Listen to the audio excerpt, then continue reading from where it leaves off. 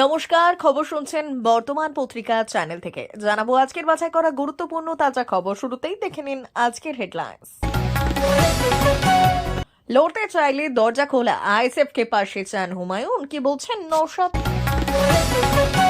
300 কোটির দুর্নীতি, এরা দেহত্যাগ না করলে পদত্যাগ করে না, মমতাকে নিয়ে কি বললেন শুভেন্দু?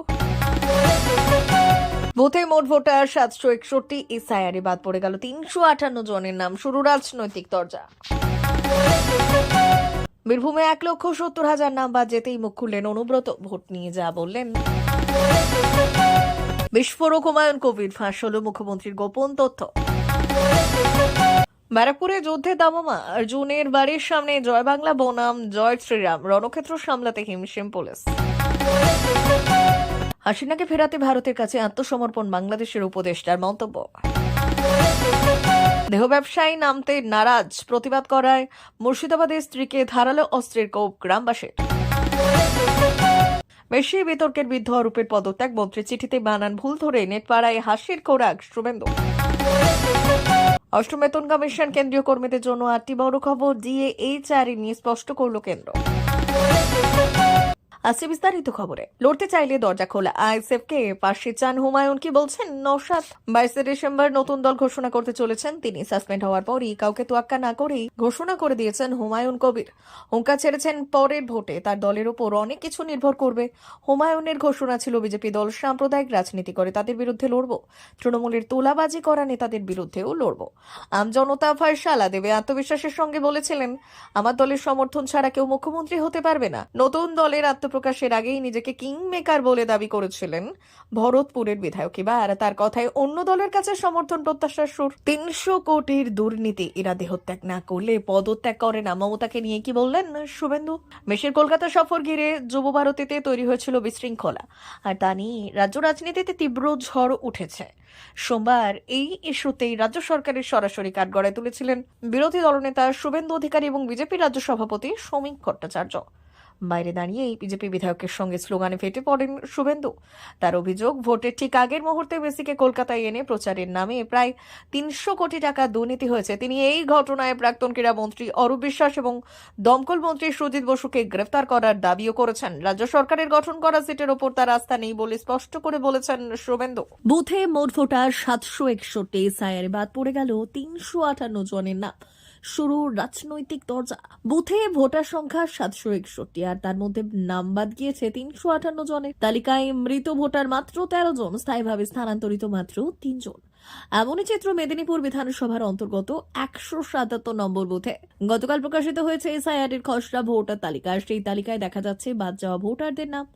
সেই তালিকা প্রকাশ পাওয়ার পর দেখা যাচ্ছে মেদিনীপুর বিধানসভার 177 নম্বর বুথের তথ্য, যা দেখে চোখ কপালে উঠেছে প্রত্যেকের। 2025 সালের এসআইআর পূর্ববর্তী তালিকা অনুযায়ী এই বুথের ভোটার সংখ্যা 761। এর মধ্যে এসআইআর পর্বে নাম বাদ গিয়েছে 358 জনের, মৃত ভোটার মাত্র 13 জন, স্থায়ীভাবে স্থানান্তরিত মাত্র 3 জন, আর খুঁজে পাওয়া যায়নি বা অনুপস্থিত ভোটারের সংখ্যা 342 জন। বীরভূমে 1,70,000 নাম বাদ যেতেই মুখ খুললেন অনুব্রত, ভোট নিয়ে যা বললেন। নির্বাচন কমিশন মঙ্গলবার প্রকাশ করেছে এসআইআর এর খসড়া, আর সেই তালিকাতেই দেখা গিয়েছে রাজ্য জুড়ে বাদ গিয়েছে প্রায় 58 লক্ষ ভোটারের নাম। এই বিষয় নিয়ে সরব হয়েছে তৃণমূল। মুখ্যমন্ত্রী মমতা বন্দ্যোপাধ্যায় হুঙ্কার দিয়ে বলেছেন, তিনি রাজ্যের একজনও বৈধ ভোটারের নাম বাদ যেতে দেবেন না, এর জন্য লড়াই করবেন। 58 লক্ষের মধ্যে বীরভূম জেলাতেই বাদ গিয়েছে প্রায় 1,70,000 ভোটারের নাম।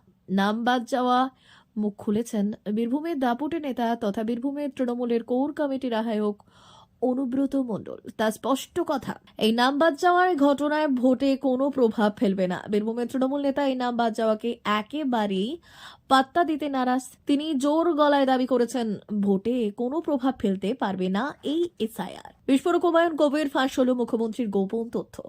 তৃণমূল থেকে সাসপেন্ড হওয়া সাংসদ হুমায়ুন কবির মুখ্যমন্ত্রী মমতা বন্দ্যোপাধ্যায়ের বিরুদ্ধে একাধিক বিস্ফোরক দাবি করেছেন। সম্প্রতি এক বৈদ্যুতিন সংবাদ মাধ্যমকে দেওয়া সাক্ষাৎকারে তিনি লোকসভা নির্বাচন সংক্রান্ত কিছু গোপন তথ্য ফাঁস করেছেন। হুমায়ুন কবিরের দাবি, গত লোকসভা নির্বাচনে বহরমপুর আসনে অধীর চৌধুরীর 70,000 ভোটে জয় নিশ্চিত ছিল। একইভাবে মুর্শিদাবাদ কেন্দ্রেও মোহাম্মদ সেলিমের 30,000 ভোটে জয় নিশ্চিত ছিল। তার অভিযোগ, এই পরিস্থিতি আজ করে ভোটের ঠিক 7 দিন আগে মুখ্যমন্ত্রী মমতা বন্দ্যোপাধ্যায় তাকে হুমায়ুন কবিরকে ফোন করে ইউসুফ পাঠান এবং আবু তাহেরকে জেতানোর জন্য সক্রিয় হওয়ার অনুরোধ করে। ব্যারাকপুরে যুদ্ধের দামামা অর্জুনের বাড়ির সামনে জয় বাংলা বনাম জয় শ্রীরাম রণক্ষেত্র সামলাতে হিমশিম পুলিশ। নির্বাচনের দিনক্ষণ ঘোষণা হতেই বারুদের স্তূপে দাঁড়িয়ে ব্যারাকপুরের শিল্পাঞ্চল। ফের শিরোনামে সেই চির প্রতিদ্বন্দ্বী পার্থ ভৌমিক বনাম অর্জুন সিং। বুধবার দুপুরে অর্জুন সিং এর বাড়ির মজদুর ভবনের সামনে তৃণমূলের এক বিশাল জমায়েতকে কেন্দ্র করে রণক্ষেত্রে চেহারা নিল এলাকা। পরিস্থিতি এমন পর্যায়ে পৌঁছয় যে রক্তক্ষয়ী সংঘর্ষ এড়াতে পুলিশকে রীতিমতো নজিরবিহীন ব্যবস্থা নিতে হয়েছে। স্লোগান যুদ্ধে লড়াই এদিন তৃণমূলের কয়েকশো কর্মী সমর্থক মিছিল করে এবং অর্জুন সিং এর বাড়ির দিকে এগিয়ে যান। তাদের কণ্ঠে মুহুর্মুহু জয় বাংলা স্লোগান ব্যারাকপুরের বাতাস গরম করে তোলে। আর এই দৃশ্য দেখে আর ঘরে বসে থাকেনি বিজেপি শিবিরও। গেরুয়া পতাকা হাতে অর্জুনের অনুগামীরা মাঠে নেমে পড়েন এবং পাল্টা জয় শ্রীরাম ধ্বনি দিতে থাকেন। হাসিনাকে ফেরাতে ভারতের কাছে আত্মসমর্পণ বাংলাদেশের উপদেষ্টার মন্তব্য। একাধিক মামলায় সাজাপ্রাপ্ত প্রাক্তন প্রধানমন্ত্রী শেখ হাসিনাকে ভারত থেকে ফেরত আনতে বাংলাদেশ কূটনৈতিক প্রচেষ্টা চালিয়ে যাবে বলে জানালেন তৌহিদ হোসেন। তবে তিনি স্বীকার করে নেন যে শেষ পর্যন্ত হাসিনাকে বাংলাদেশে আনা যাবে কিনা তা সম্পূর্ণরূপে ভারতের সিদ্ধান্তের উপরই নির্ভর করছে। আজ অর্থাৎ বুধবার বাংলাদেশের বিদেশ মন্ত্রকের সাংবাদিকদের এক প্রশ্নের জবাবে তৌহিদ হোসেন এই কথাই জানালেন। তিনি বলেন, শেখ হাসিনাকে ঢাকায় ফেরত পাঠাতে আমরা ভারতকে রাজি করানোর চেষ্টা চালিয়ে যাব। প্রসঙ্গত শনিবারই ভারতের বিদেশ মন্ত্রী এস জয়শঙ্কর জানিয়েছিলেন শেখ হাসিনা বিশেষ পরিস্থিতিতে ভারতে এসেছেন। তিনি দেশে ফিরবেন কিনা সে সিদ্ধান্ত একান্তই তার নিজস্ব। এই বিষয়ে সিদ্ধান্ত মূলত হাসিনা নিজের। অন্যদিকে হাসিনা দাবি করেছেন এটি একটি গণতান্ত্রিক বৈধতা ছাড়া অনির্বাচিত সরকার। সেই সরকার গঠিত ও পরিচালিত একটি কারচুপি করা ট্রাইব্যুনাল এই রায় দিয়েছে। দেহ ব্যবসায় নামতে নারাজ প্রতিবাদ করায় মুর্শিদাবাদের স্ত্রীকে ধারালো অস্ত্রের কোপ স্বামীর। দেহ ব্যবসায় নামাতে চেয়েছিলেন স্বামী, প্রতিবাদ করায় স্ত্রীকে ধারালো অস্ত্রের কোপ যুবকের। ঘটনাটি ঘটেছে শামশেরগঞ্জ ব্লকের ধুলিয়ান পুরসভা এলাকায়। আশঙ্কাজনক অবস্থায় হাসপাতালে ভর্তি যুবতী। অভিযুক্ত স্বামী পলাতক। তার খোঁজে তল্লাশি শুরু করেছে পুলিশ। ঘটনায় চাঞ্চল্য এলাকায়। যুবতীর নাম শ্রীমতী সিংহ। তিনি ধুলিয়ান পুরসভার অন্তর্গত পাহাড়ঘাটি গ্রামের বাসিন্দা। তিনি এখন আশঙ্কাজনক অবস্থায় মুর্শিদাবাদ মেডিকেল কলেজ হাসপাতালে ভর্তি। 14 থেকে 15 দিন আগে এলাকায় যুবক আশিক মণ্ডলের সঙ্গে তার বিয়ে হয়। দম্পতির বছর 13 কিশোরী মেয়েও রয়েছে। অভিযোগ, মঙ্গলবার রাতে আশিক বাড়িতে এসে স্ত্রীকে দেহ ব্যবসার জন্য চাপ দিতে শুরু করে। স্বামীর প্রস্তাবে রাজি না হওয়ায় শ্রীমতী সিংকে মারধর করতে থাকে আশিক। অভিযোগ, অশান্তির মাঝে শ্রীমতীকে ধারালো অস্ত্র দিয়ে লোপাতাড়িভাবে কোপাতে থাকেন আশিক। রক্তাক্ত অবস্থায় মাটিতে লুটিয়ে পড়েন তিনি। চিৎকার শুনে ছুটে আসেন তাদের 13 বছরের মেয়ে। আসেন স্থানীয় বাসিন্দারাও। তাকে উদ্ধার করে অনুপনগর স্বাস্থ্য কেন্দ্রে ভর্তি করা হয়। সেখানে তার শারীরিক অবস্থার অবনতি হলে অন্য হাসপাতালে স্থানান্তরিত করা হয়।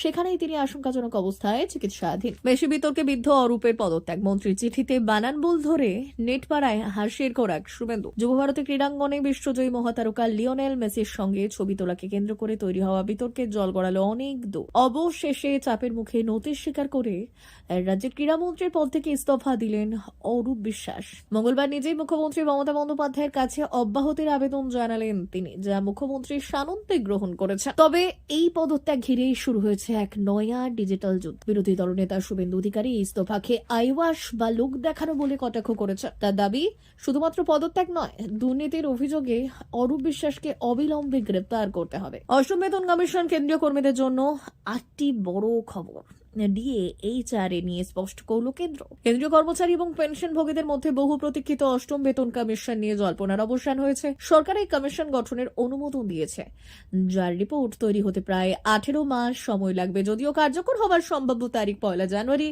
2026, তবে এই মাসের বেতন সেই মাসেই হাতে আসবে না। সব থেকে বড় স্বস্তি হলো সরকার স্পষ্টভাবে জানিয়েছে যে DA এবং HRA বাতিল হওয়ার বা DA মূল বেতনের সাথে যুক্ত হওয়ার গুজব ভিত্তিহীন। পূর্বের মতোই DA ও DR প্রতি 6 মাস অন্তর AICPI-IW সূচকের ভিত্তিতে সংশোধন হতে থাকবে। এই কমিশনের মাধ্যমে মাত্র 1.15 কোটি কর্মী ও পেনশনভোগীর বেতন ও পেনশন 30 থেকে 34% পর্যন্ত বাড়তে পারে বলে আশা করা হচ্ছে। প্রিয় দর্শক, এখনকার মতো খবর এই পর্যন্তই। ধন্যবাদ।